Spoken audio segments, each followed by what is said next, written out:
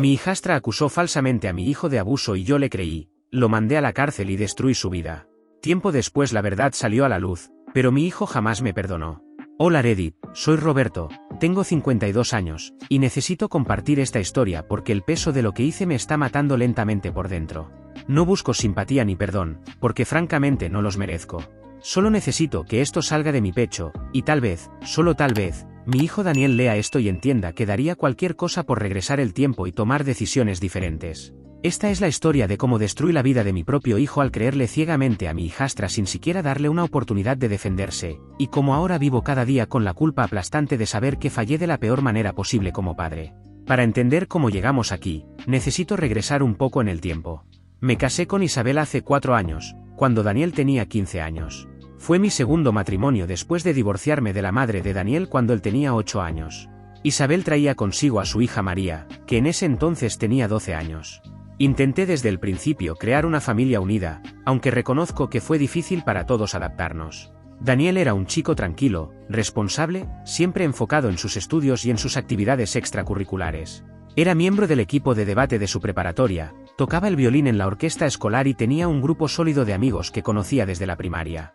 Daniel siempre fue el orgullo de mi vida. Desde pequeño mostró una inteligencia excepcional, pero más importante aún, tenía un corazón enorme.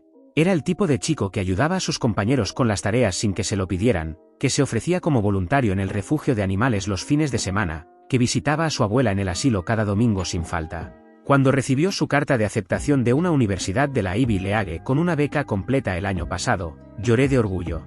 Habíamos trabajado tan duro para llegar a ese momento, las noches ayudándolo con sus ensayos de admisión, los viajes para visitar campus, las interminables solicitudes de becas. Verlo partir hacia la universidad en el otoño fue agridulce, me sentía orgulloso pero también nostálgico de tener la casa vacía. María, por otro lado, siempre fue más complicada. No quiero hablar mal de ella porque al final también es una víctima de sus propias decisiones, pero desde que Isabel y yo nos casamos, María mostró cierta rebeldía. Nada extraordinario para una adolescente, o eso pensábamos, llegar tarde a casa, discutir sobre las reglas, pasar demasiado tiempo en su teléfono. Isabel y yo intentábamos ser firmes pero justos con las reglas de la casa. Cuando María cumplió 16 años el verano pasado, su comportamiento empeoró un poco. Empezó a salir con un chico de su escuela, un tal Javier que tenía 18 años y al que francamente nunca me cayó bien. Había algo en el que no me inspiraba confianza, la forma despreocupada en que trataba a María, como siempre buscaba maneras de que ella mintiera sobre dónde estaban, sus antecedentes de haber sido suspendido de la escuela por problemas de conducta. Isabel y yo establecimos reglas claras sobre las salidas de María, tenía que decirnos dónde iba, con quién y a qué hora volvería. Nada excesivamente estricto, solo lo que cualquier padre responsable haría. María se quejaba constantemente de que éramos demasiado controladores, de que no confiábamos en ella, de que sus amigas tenían mucha más libertad. Hubo peleas, algunas bastante intensas, donde María gritaba que la odiábamos y que solo queríamos arruinar su vida. Isabel y yo nos manteníamos firmes, convencidos de que estábamos haciendo lo correcto al protegerla. Daniel volvió a casa para el Día de Acción de Gracias. Había estado en la universidad desde agosto, y aunque hablábamos por teléfono regularmente, no lo había visto en persona durante 3 meses. Llegó con historias increíbles sobre sus clases, sus nuevos amigos, su compañero de cuarto que venía de Japón, y su nueva novia Sophie, una chica de su clase de literatura que según él era inteligente, divertida y hermosa. Me mostró fotos de ellos juntos en el campus, en la biblioteca, en eventos universitarios. Se veía tan feliz, tan lleno de vida y posibilidades. Ese fin de semana fue perfecto, cenas familiares, viendo películas juntos, Daniel contándome sobre sus planes de estudiar Derecho después de graduarse. Incluso María parecía más relajada, riéndose de las historias de Daniel sobre la vida universitaria. Pero todo cambió en noviembre, 2 semanas después de que Daniel regresara a la universidad tras las vacaciones de Acción de Gracias. Fue un viernes por la noche. Isabel y yo estábamos viendo televisión en la sala cuando María bajó las escaleras con los ojos rojos e hinchados de tanto llorar. Se sentó entre nosotros en el sofá y con voz temblorosa dijo, «Necesito contarles algo que me ha estado pasando durante mucho tiempo y que no tuve el valor de decir antes». Mi estómago se apretó inmediatamente. Isabel tomó la mano de María y le dijo que podía contarnos cualquier cosa, que estábamos ahí para apoyarla. Lo que María nos dijo esa noche cambió todo. Entre lágrimas y sollozos, nos contó que Daniel la había estado abusando desde que nos mudamos juntos hace 4 años, cuando ella tenía 12 años. Describió supuestos incidentes que habrían ocurrido cuando Isabel y yo no estábamos en casa, como Daniel supuestamente la amenazaba con hacerle daño si le contaba a alguien, cómo se sentía aterrorizada cada vez que él venía a casa. Habló durante casi una hora, dando detalles específicos de fechas, lugares, lo que supuestamente Daniel le decía y hacía. Isabel lloraba desconsoladamente mientras escuchaba. Yo me quedé completamente paralizado, sintiendo como mi mundo se desmoronaba. No puedo describir adecuadamente el shock, la confusión y el horror que sentí en ese momento. Por un lado, estaba mi hijo, el chico que crié, que conocía desde que nació, que nunca había mostrado ni un ápice de comportamiento violento o inapropiado. Por otro lado, estaba esta niña llorando frente a mí, contándome una historia que, si era cierta, significaba que todo lo que creía saber sobre mi hijo era una mentira. Isabel me miraba esperando que dijera algo, que hiciera algo. María me suplicaba que la creyera, que la protegiera. Debía haber sido más cuidadoso, debía haber investigado, debía haber buscado consejo profesional antes de actuar. Pero en ese momento, con Isabel llorando y María temblando de miedo supuesto, sentí que tenía que actuar de inmediato. Llamé a Daniel esa misma noche. Eran casi las 11 de la noche y lo desperté. Daniel, necesito que me digas la verdad ahora mismo. María acaba de contarnos algo muy serio sobre ti, le dije, intentando mantener mi voz firme pero sintiendo cómo me temblaba. Hubo una pausa larga del otro lado de la línea. ¿Qué dijo?, preguntó Daniel, con voz adormilada pero claramente confundida. Dijo que la has estado abusando durante años. Es cierto, las palabras salieron de mi boca como veneno. Escuché como Daniel inhalaba bruscamente. ¿Qué? Papá, eso es una locura. Nunca, jamás en mi vida haría algo así. ¿Cómo puedes siquiera preguntarme eso? Su voz sonaba genuinamente sorprendida, horrorizada incluso. María nos dio detalles, Daniel. Fechas específicas, lugares. ¿Por qué inventaría algo así? No lo sé, papá, pero juro por todo lo que amo que nunca la toqué de manera inapropiada. Tienes que creerme. Debí haberle creído. Debí haber escuchado esa desesperación en su voz, ese terror puro de ser acusado de algo tan horrible. Pero María estaba frente a mí, llorando, y su madre me miraba esperando que protegiera a su hija. Daniel, si hiciste esto, necesitas admitirlo ahora. Será mejor para todos si simplemente dices la verdad, le dije. Mi hijo comenzó a llorar del otro lado del teléfono. Papá, por favor, te estoy diciendo la verdad. No hice nada malo. ¿Por qué no me crees? Esas palabras me atravesaron como cuchillos, pero ignoré lo que mi instinto me decía. Voy a reportar esto a las autoridades, Daniel. Lo siento, pero no puedo simplemente ignorar una acusación así. ¿Me vas a reportar sin siquiera escucharme? ¿Sin investigar? Papá, soy tu hijo, su voz se quebró completamente. Y ella es mi hijastra. Tengo que protegerla, respondí, y esas palabras son algo de lo que me arrepentiré por el resto de mi vida. Colgué el teléfono mientras Daniel seguía suplicándome que lo escuchara.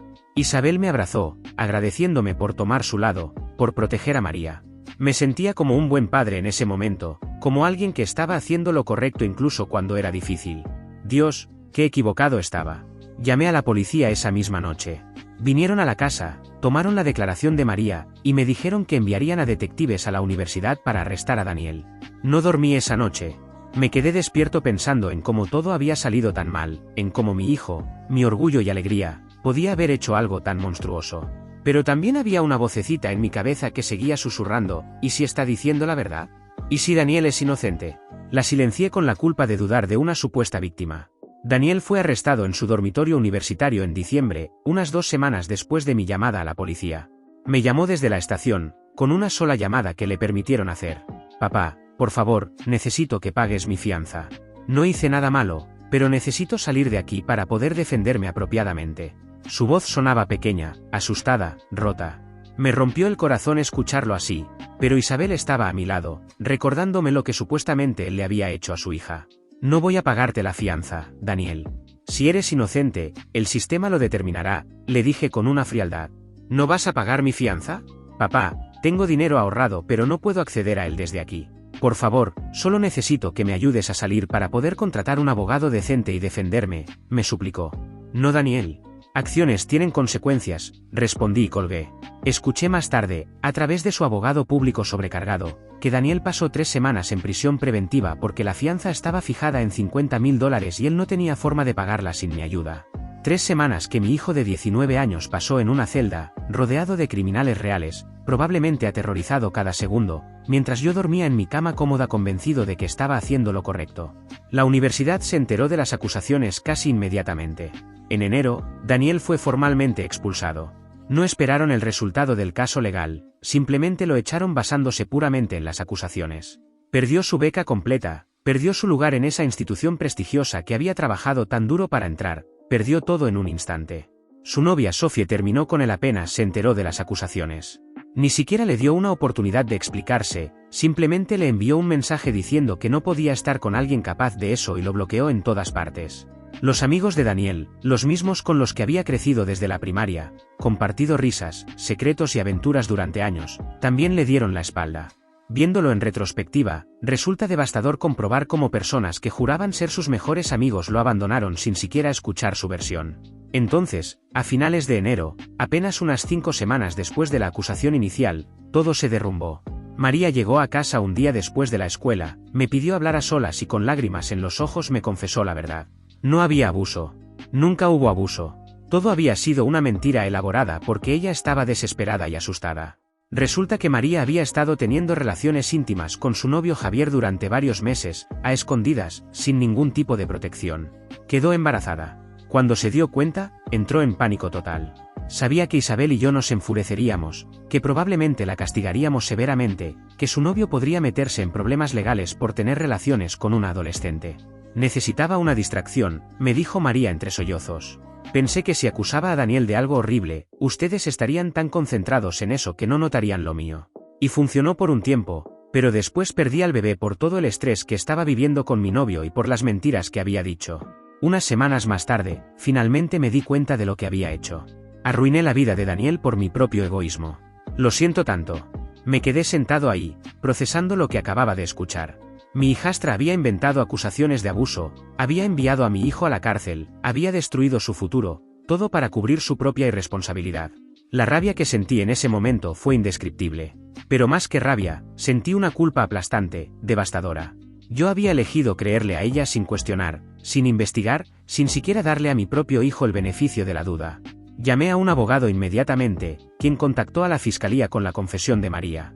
Los cargos contra Daniel fueron desestimados de inmediato y fue liberado esa misma tarde. Fui a recogerlo a la estación de policía. Cuando salió, con ropa arrugada y barba de varios días, con círculos oscuros bajo los ojos y una expresión de puro agotamiento, casi no lo reconocí. Daniel, dije, acercándome para abrazarlo. Se alejó de mí como si fuera veneno. No me toques, dijo con una voz plana, vacía de emoción. Hijo, lo siento mucho. María confesó que mintió sobre todo. Eres libre ahora. Él me miró con ojos que nunca olvidaré, ojos llenos de odio puro, de traición, de dolor tan profundo que sentí que me atravesaba. ¿Soy libre? ¿Crees que soy libre? Perdí mi universidad, perdí a mi novia, perdí a mis amigos, perdí 3 semanas de mi vida en una celda, y todo porque mi propio padre no me creyó. No soy libre. Nunca volveré a ser libre de lo que me hiciste. Condujimos a casa en completo silencio. Daniel se encerró en su antigua habitación y no salió durante 2 días. Isabel y yo tuvimos una conversación seria sobre qué hacer con María. Decidimos que no podía quedarse en nuestra casa después de lo que había hecho. La enviamos a vivir con su padre biológico en otro estado, un hombre con el que María apenas tenía relación pero que aceptó recibirla después de que le explicáramos la situación. También decidimos desheredarla completamente de nuestros testamentos. Era lo mínimo que podíamos hacer después de lo que le hizo a Daniel, aunque sabíamos que ningún castigo sería suficiente. Intenté hablar con la Universidad de Daniel, explicarles que las acusaciones habían sido falsas, que mi hijo era inocente y que merecía ser readmitido. Hablé con el decano, con el director de admisiones, con cualquiera que me escuchara. Todos fueron educados, todos dijeron que simpatizaban con la situación, pero la respuesta era siempre la misma: Daniel tendría que volver a aplicar para el próximo año académico y pasar por todo el proceso de admisión nuevamente, sin ninguna garantía de ser aceptado. La beca que había ganado ya había sido otorgada a otro estudiante. Años de trabajo duro, de sacrificio, de dedicación, todo perdido en un instante por una mentira. Los meses siguientes fueron los más difíciles de mi vida. Daniel se mudó de vuelta a casa porque no tenía otro lugar a donde ir, pero se negaba a hablarme. Pasaba días enteros encerrado en su habitación, apenas comiendo, apenas durmiendo.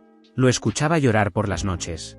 Isabel y yo comenzamos terapia familiar, intentando encontrar alguna manera de reparar lo que habíamos roto. Daniel se negó a asistir a las primeras sesiones, diciendo que no tenía nada que hablar con nosotros. Cuando finalmente accedió a ir, se sentaba en silencio durante toda la hora, mirando al suelo, sin hacer contacto visual con nadie. Le pedimos disculpas cientos de veces. Daniel, siento mucho no haberte creído. Siento mucho haberte fallado como padre. Por favor, dame una oportunidad de arreglar esto, le decía día tras día. Él nunca respondía, o si lo hacía, era con monosílabos fríos, ok, lo que sea, no importa. Intenté acercarme físicamente, poner mi mano en su hombro, abrazarlo, pero siempre se alejaba. Era como vivir con un fantasma de mi hijo, una sombra de la persona vibrante y llena de vida que solía ser. El momento que realmente me rompió, el momento en que la magnitud completa de lo que le había hecho a mi hijo me golpeó como un tren de carga, fue hace unos días. Su terapeuta le recetó antidepresivos después de meses de sesiones donde Daniel apenas hablaba sobre cómo se sentía. Me pidió que recogiera la receta de la farmacia porque él no quería salir de la casa. Cuando el farmacéutico me entregó la bolsa con las pastillas, sentí como si me hubieran dado un puñetazo en el estómago. Mi hijo, mi chico brillante y feliz que solía reírse todo el tiempo, que solía ver el mundo con optimismo, ahora necesitaba medicamentos solo para funcionar día a día. Me senté en mi auto en el estacionamiento de la farmacia con esa bolsa en mis manos y lloré. Lloré como no había llorado en años, tal vez nunca. Lloré por el año que le robé a mi hijo, por la confianza que destruí, por el futuro que le arrebaté. Lloré porque sabía que sin importar cuánto intentara arreglarlo, nunca podría devolverle lo que perdió. Cuando llegué a casa y le entregué el medicamento, lo miré realmente por primera vez en semanas. Había perdido casi 15 kilos, su rostro estaba demacrado, tenía ojeras profundas, y cuando me miró, no vi a mi hijo. Vi a un extraño que me odiaba, y tenía todo el derecho de hacerlo. Aquí está tu medicamento, le dije, extendiendo la bolsa. Él la tomó sin decir gracias, sin hacer contacto visual. Daniel, por favor, háblame. Grita, llora, pégame si necesitas, pero por favor no me ignores así. No soporto verte sufrir sabiendo que yo causé esto. Por primera vez en meses, Daniel me miró directamente a los ojos. ¿Quieres que te hable? Bien. Me quitaste todo. Mi futuro, mi reputación, mi confianza en las personas que se supone me aman. Me mandaste a la cárcel sin siquiera dudar. Cuando más te necesitaba, cuando más necesitaba que mi padre estuviera de mi lado, elegiste creerle a alguien más. ¿Sabes cómo se siente eso? ¿Sabes cómo se siente estar en una celda rodeado de criminales reales, preguntándote por qué tu propio padre te abandonó? Sus palabras me desgarraron. Lo sé, y daría cualquier cosa por cambiar lo que hice. Te fallé de la peor manera posible. Pero estoy aquí ahora, intentando arreglar las cosas. Por favor, dame una oportunidad. Daniel soltó una risa amarga, sin humor. ¿Una oportunidad? Ya tuviste tu oportunidad y la desperdiciaste. No sé si alguna vez podré perdonarte, papá. Cada vez que te miro, solo veo al hombre que me traicionó cuando más lo necesitaba. Se dio la vuelta y subió las escaleras de vuelta a su habitación, dejándome parado ahí con el corazón destrozado. Desde entonces, he estado viviendo en este limbo horrible donde mi hijo está físicamente presente pero emocionalmente a kilómetros de distancia. Isabel también está luchando con la culpa, especialmente porque fue su hija quien causó todo esto. Nuestro matrimonio está bajo una tensión increíble. Peleamos constantemente sobre qué más podemos hacer, sobre si deberíamos darle más espacio a Daniel o intentar acercarnos más. La casa se siente como un mausoleo, todos caminando de puntillas, todos cargando con nuestra propia culpa y dolor. He estado investigando obsesivamente sobre cómo ayudar a Daniel a volver a la universidad. He contactado a otras instituciones de la Ivy League, explicando la situación, pero el estigma de la acusación, aunque fue desestimada, sigue ahí. Las universidades son cautelosas. Me dicen que Daniel puede aplicar, pero que tendrá que explicar la expulsión de su universidad anterior en su solicitud, y eso inevitablemente levantará banderas rojas. Es injusto, es horrible, pero es la realidad.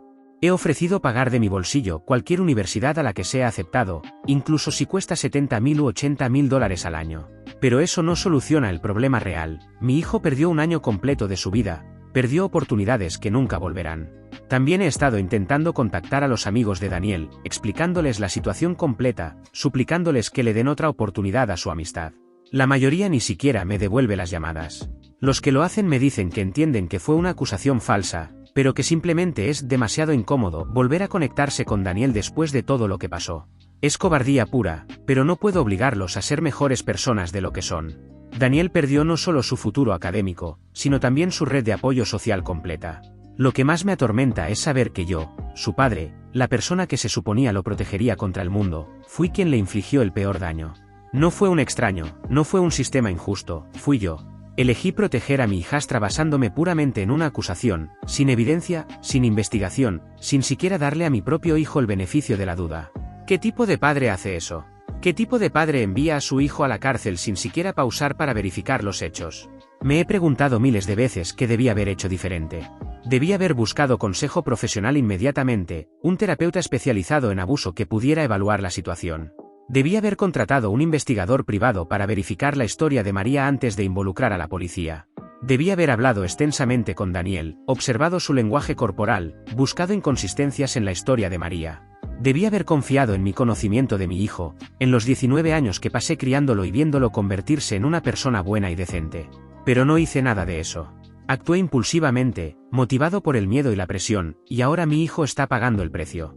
Hace unas semanas me enteré de lo que le está pasando a María en su nueva vida. Su padre me llamó para informarme que María está teniendo serios problemas de adaptación.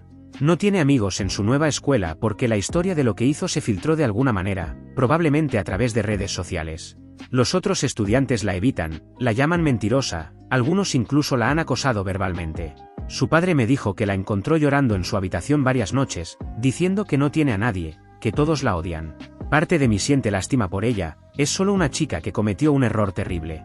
Pero otra parte, la parte que ve a mi hijo destruido cada día, piensa que está recibiendo exactamente lo que merece.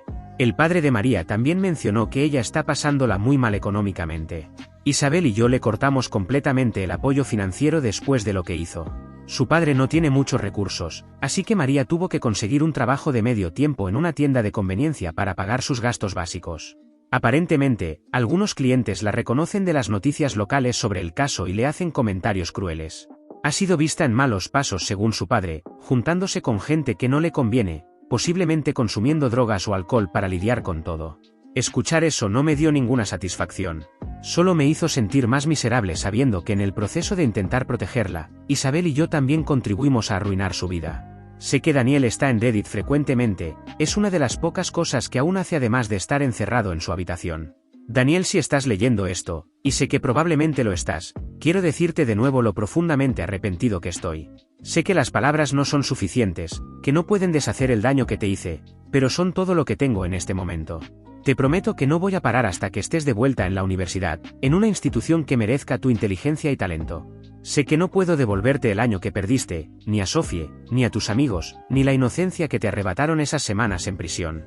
Pero voy a hacer todo lo que esté en mi poder para darte un futuro otra vez. Todo lo que tengo, todo lo que soy, siempre ha sido para ti. Eres mi único hijo, mi orgullo y mi alegría, y el hecho de que ya no puedas verme sin sentir odio es algo con lo que tendré que vivir por el resto de mi vida. Espero que algún día, tal vez años en el futuro, puedas encontrar en tu corazón algo de espacio para perdonarme, no porque lo merezca, sino porque tú mereces liberarte del peso del resentimiento. Te amo tanto que duele respirar. Fallé como padre de la manera más espectacular posible, y eso es algo que nunca podré perdonarme a mí mismo. Si hay algo que quiero que otros padres aprendan de mi error, es esto: nunca, jamás, actúen basándose puramente en acusaciones sin verificar primero los hechos. Busquen ayuda profesional, investiguen, hablen extensamente con todas las partes involucradas. Y sobre todo, confíen en el conocimiento que tienen de sus hijos. Yo conocía a Daniel, sabía el tipo de persona que era, y aún así elegí dudar de él. Esa decisión destruyó a mi familia y es algo con lo que todos tendremos que vivir para siempre. No cometan el mismo error que yo. No dejen que el miedo y la presión los lleven a traicionar a las personas que más aman. Gracias por ver. Si aún no te has suscrito, por favor hazlo y activa la campana de notificaciones para mantenerte al día con más historias impactantes de la vida real que suceden a tu alrededor.